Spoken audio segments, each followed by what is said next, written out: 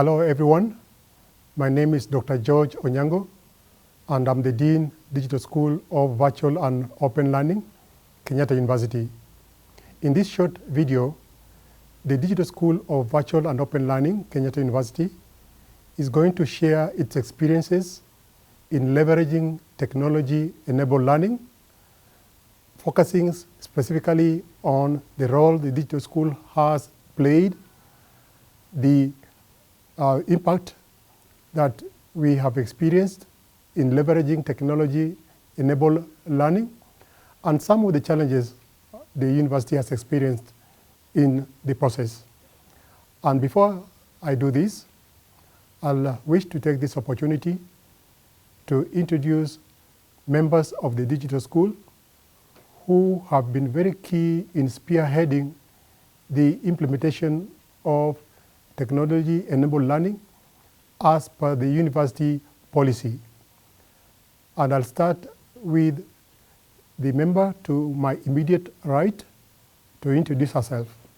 Thank you, George. I am Dr. Elizabeth Mwaniki. I'm an educational psychologist by training, and at the digital school, I am in charge of teaching and quality assurance. Thank you. I'm Dr. Rhoda Gitonga. Dr. Rhoda Gitonga is in charge of content development at the digital school. Thank you. I'm Dr. Eric Masika. By training, I'm a physical chemist and nanotechnology, and at the digital school, I coordinate a program for continuing education program. Thank you. Kenya government is cognizant of the economic ramifications of a digital literate citizenry. To this end, the government in 2013, through the Ministry of ICT, developed a comprehensive digital literacy program. The overarching goal of this digital literacy program is to foster the inculcation of knowledge and skills to enable one to learn, live, and work in a society which is increasingly using digital technology in terms of internet, in terms of mobile digital devices, and in terms of social media. In this context also, the Ministry of Education has also developed a comprehensive ICT policy to inform how educational institutions are going to integrate technology in teaching and learning. Though the policy is well articulated, it has been very problematic to implement the policy. And in universities, we note that many universities have looked at online teaching and learning as an alternative pathway to delivering programs at that level, especially for open and distance learning. However, for Kenyatta University, digital learning is well integrated in our academic programs. And this is grounded in our strategic plan, starting with the first one of 2005 to 2015, and the current one of 2016 to 2026. It clearly spells out the strategic objective regarding the implementation of technology-enabled learning in all modes of delivery. And here, modes of delivery, I'm talking about the traditional face-to-face mode of delivery, the open and distance learning, and the continuing education programs. The university is fully aware of the affordances of technology, and therefore it has spelled out clear strategies as to how technology is going to be used in teaching and learning. And therefore, starting in the year 2005, the university has, over the years, developed infrastructure, has developed systems, has developed other activities to facilitate and enhance technology-enabled learning. And it is around this that we need to share with you our experiences in the region. Before we share our experiences regarding technology-enabled learning, let me just give you a brief background about Kenyatta University. Now, Kenyatta University is one of the 32 public universities in the country. In total, we have 72 universities if we include private universities.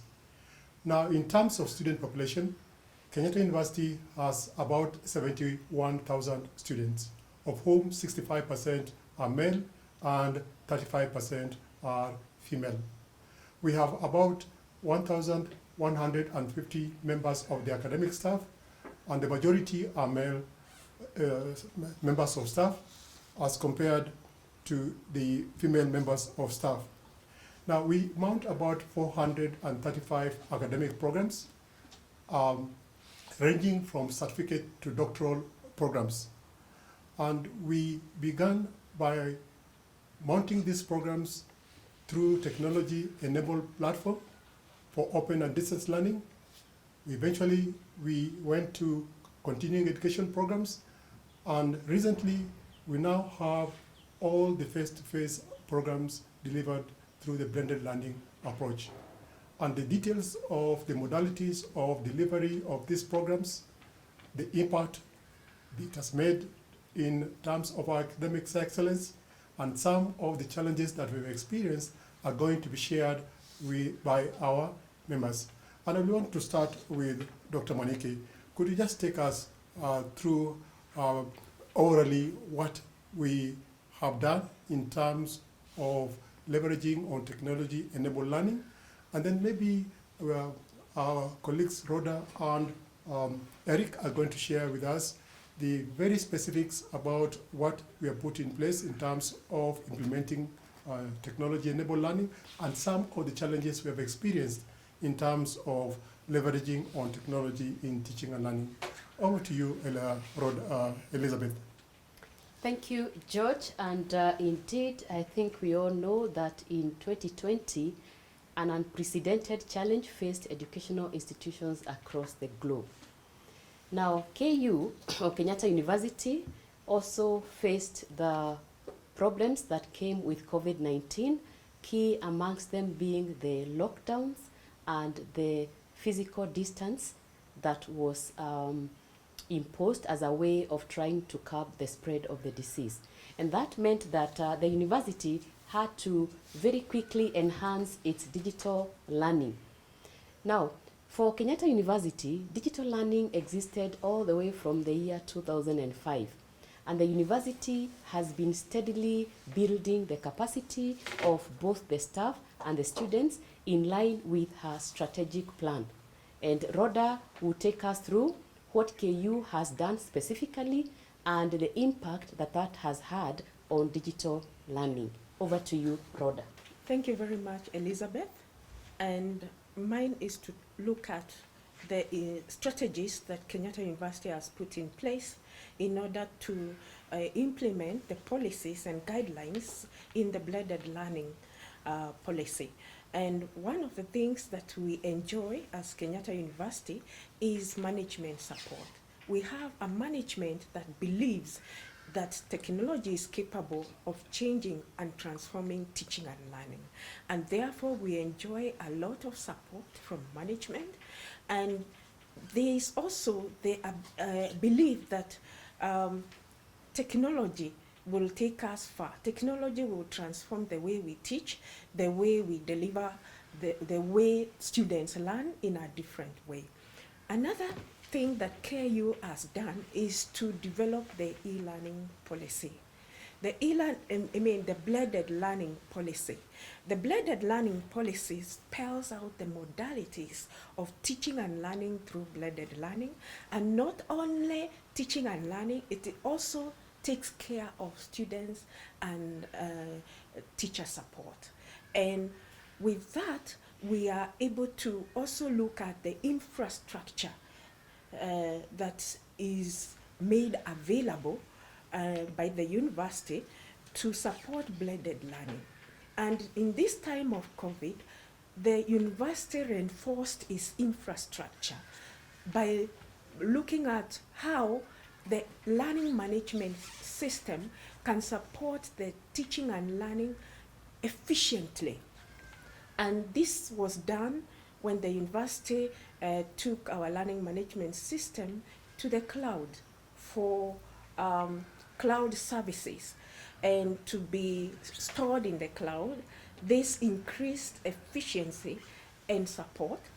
And we have a learning management system that supports both web-based and mobile-based learning. So students are able to access their content both online on the web, as well as to use their mobile gadgets to access the same content.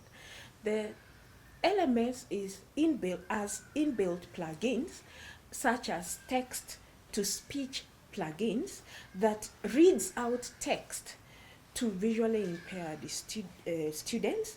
We have also programs that are flexible in nature to allow students to learn at their own pace. With that said, we had to go further as Kenyatta University to improve capacity development of our staff, and we engage a lot with staff in terms of training them, and we had specific focus areas that we were interested in, so that we could improve their ability to teach and develop courses online. Some of the areas we focused on was on development of online modules, and this far we can comfortably say that we have trained about 1,150 lecturers on development of online modules. We have also engaged the lecturers in training them on how to load those modules online. Not only that, on the modalities of online facilitation, how to teach online, and also how to assess online. In relation to that, we have gone ahead to teach them on how to support their learners online. So we not only do online teaching and learning, but also online support of students as well as of lecturers. And lastly, we went ahead and we were involved in various collaborations, and some of the collaborations we had was with the collaboration with the Commonwealth of Commonwealth of Universities, where we were engaged in meeting and networking with universities across East Africa through the Pebble Project. We had collaborations with partners such as CEDA, such as Commonwealth of Learning, African Virtual University, among others, that have enabled us to grow in the area of teaching and assessment online. Thank you. Thank you, Rhoda, and I think all this sounds rosy, but I can tell you that it has not been without its challenges. And Eric, please paint for us a picture of some of these challenges that were encountered as we tried to enhance digital learning in Kenyatta University. Thank you, Elizabeth, for the opportunity to talk about the challenges. You'll have heard from my colleague Rhoda about the things, what we've done as Kenyatta University, but of course we can't stop talking about the challenges, so that from challenges we've been able to learn lessons. One of the major challenges we had was about the attitude from the staff. The attitude was a bit negative to a number of them, especially when you think about changing from face-to-face to online teaching. This was a big challenge, so we had to really work on the attitude so that they kind of start embracing the technology, knowing that there's no other alternative and this is the way to go. The second major challenge we had, of course, is if you think about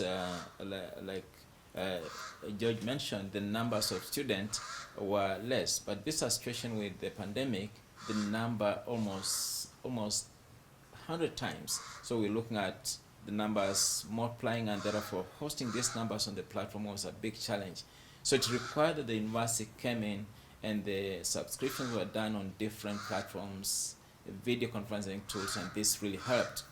We're also looking at the situation where most of our students in public universities come from a very humble background, and that means that even in terms of data bundles, it could be quite expensive. This is something that the university again really moved in quickly to see how they can get subsidized bundles. And I'm also thinking about a situation where I think of a country where connectivity could be an issue, because if it comes to online teaching, what's very important is to think about the connectivity. In absence of connectivity, then we may not achieve much. So these are some of the key challenges that worked around. Then we're able to make online teaching a very successful event. Thank you, Elizabeth. Thank you, Eric, for sharing those challenges that Kenyatta University went through. Now, as we did all this, we had the issue of inclusivity at the back of our minds. Now, Kenyatta University is home to over 70,000 students and over 1,300 lecturers. And that means that there are diverse needs for all those learners. Now, most of the learners with special needs end up choosing Kenyatta University as their institution of learning because of the facilities, because of the infrastructure, and the policies that support their learning. So we have tried to promote inclusivity in all our content, in all our programs, and in our learning management system. And in week 4, we will come back with a case study on inclusivity in digital learning in Kenyatta University, where we will share our experiences in as far as pedagogy structures that promote inclusivity is concerned. So we will complement the case study with a live webinar where we'll give a case study on our experiences. But as I end this video, the parting shot is that digital learning is a ship that has sailed. Thank you.